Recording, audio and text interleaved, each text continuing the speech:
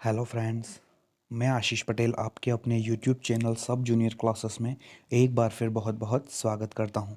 Friend, आज हम बात करेंगे 8 दिसंबर की फर्स्ट और सेकंड शिफ्ट में किस टाइप के क्वेश्चंस पूछे गए जीके जीएस के, उस पर आज हम डिस्कस करने वाले हैं। तो हमारी कंटिन्यू सीरीज है जो डेली एग्जाम्स एसएससी सीजीएल के भी कंटिन्यू चल रहे हैं।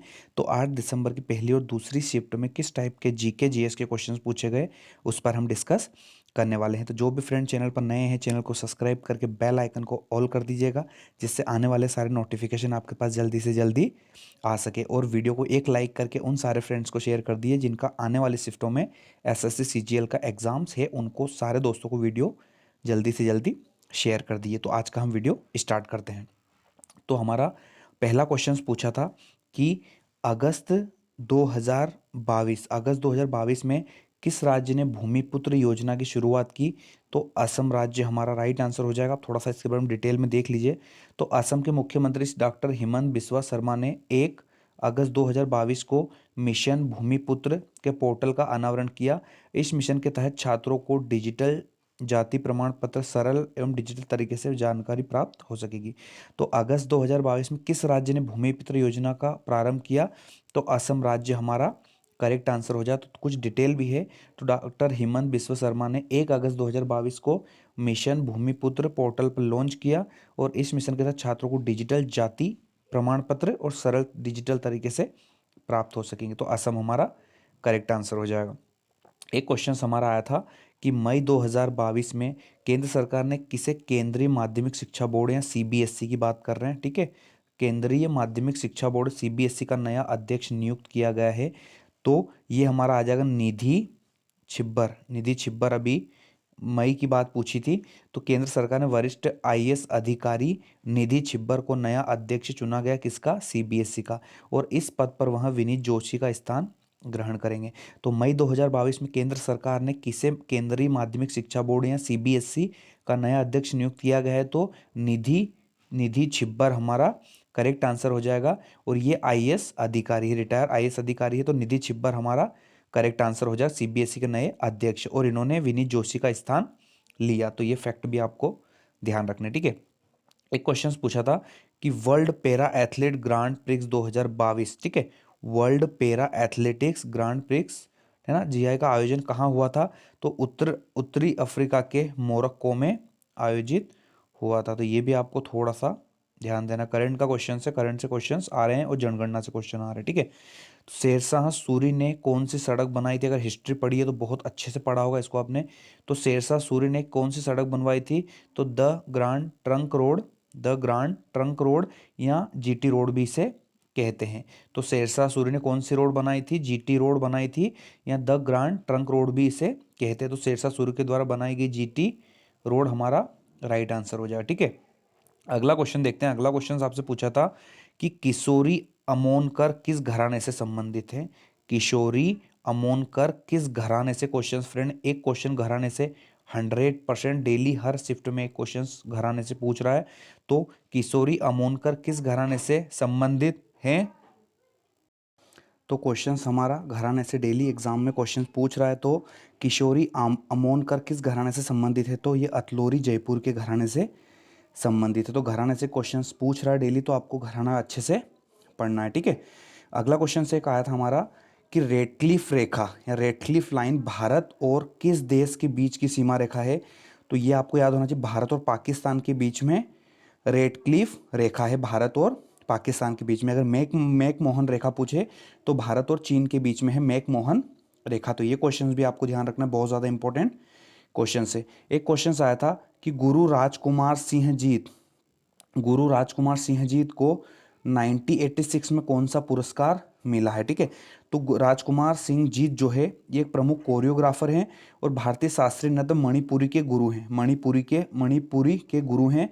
और इनको 1986 में अगर एग्जाम में पूछा था तो पद्मश्री से इनको 1986 में नवाजा गया था। तो गुरु राजकुमार सिंह जीत को 1986 में पद्मश्री से सम्मानित किया गया था।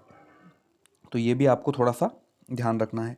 एक क्वेश्चन आया था कि सितारा देवी को 1973 में कौन सा अवार्ड मिला था सितारा देवी को 1973 में? कौन सा अवार्ड मिला था?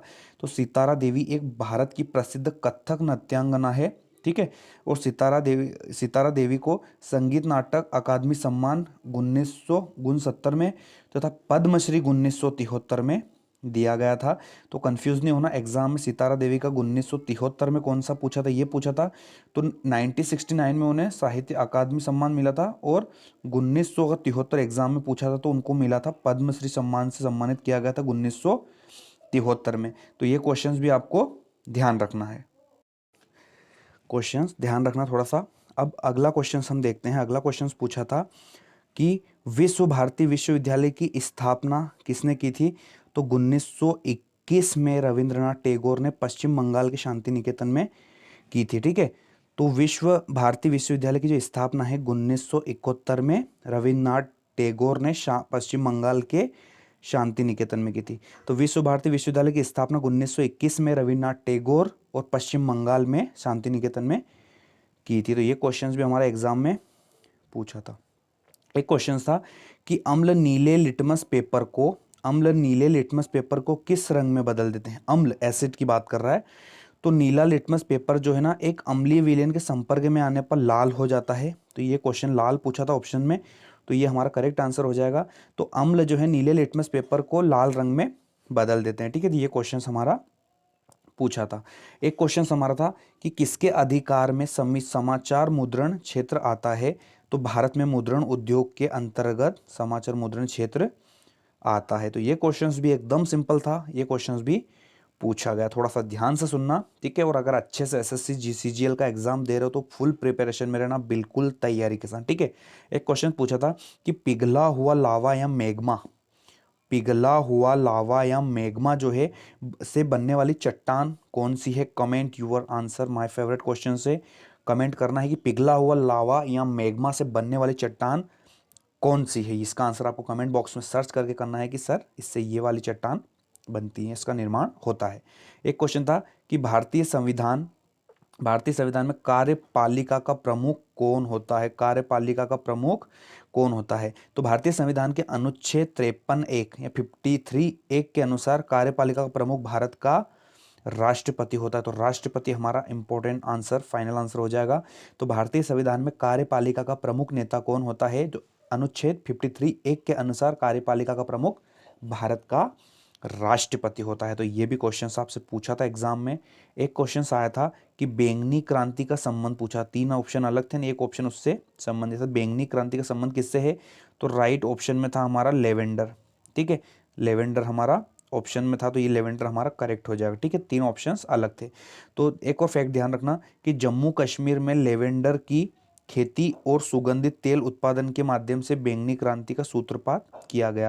मतलब जम्मू कश्मीर में लेवेंडर की खेती और सुगंधित तेल उत्पादन के माध्यम से बैंगनी क्रांति का सूत्रपात किया गया। तो बैंगनी क्रांति का संबंध 3 डिफरेंट ऑप्शन थे, एक लेवेंडर था, तो लेवेंडर हमारा करेक्ट हो जाए। इसकी खेती ज्यादातर कहाँ होती है? जम्मू कश्मीर में होती है, ठीक है, लेवेंडर की। तो ये भी आपको ध्यान रखना है, ठीक है।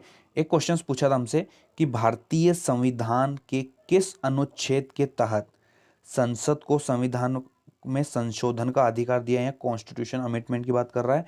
तो भारतीय संविधान के किस अनुच्छेद के तहत संसद को संविधान में संशोधन का अधिकार है? तो अनुच्छेद 368, आर्टिकल 368 या अनुच्छेद 368 के द्वारा संसद को ये हक है, संसद के पास ये पावर है कि वो संविधान में संशोधन कर सके। संविधान में संशोधन करने का अधिकार पार्लियामेंट के पास है, और यह संविधान की जो बात है आर्टिकल 368 या अनुच्छेद 368 में कही गई है। तो ये भी क्वेश्चन ध्यान रखना, बहुत ज़्यादा इंपॉर्टेंट क्वेश्चन है।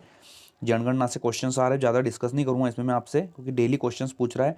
2011 की जनगणना के अनुसार भारत की साक्षरता दर कितनी है? लिटरेसी रेट कितना है? तो 74.04 हमारा राइट आंसर हो जाए। जनगणना से क्वेश्चंस हर एग्जाम में आ रहा है।